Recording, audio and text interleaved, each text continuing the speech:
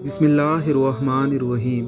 हज़रत अबू मसूद गफ़ारी रज़ी अल्लाह ताला अन्हो बयान करते हैं, रमज़ान का महीना शुरू हो चुका था कि एक दिन मैंने रसूल अल्लाह सल्लल्लाहु अलैहि वसल्लम को फरमाते हुए सुना, अगर लोगों को रमज़ान की रहमतों और बरकतों का पता होता तो वो ख्वाहिश करते कि पूरा साल रमज़ान ही हो। ऐसा मुक़द्दस महीना है जो अल्लाह रब्बुल इज़्ज़त के हुक्म से हम पर साया फ़िगन हो रहा है।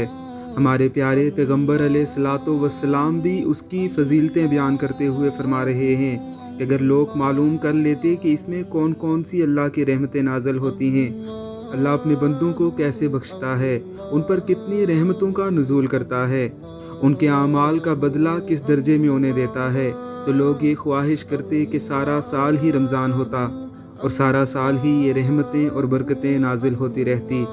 हम में कितने ही ऐसे गाफिल लोग मौजूद हैं जो इस मुक़द्दस महीने की किसी एक रात की भी कदर नहीं करते। अल्लाह रब्बुल इज़्ज़त की ज़ात हमें इस मुक़द्दस महीने की बरकतें समेटने की तौफ़ीक़ अता फ़रमाए। आमीन सुम आमीन।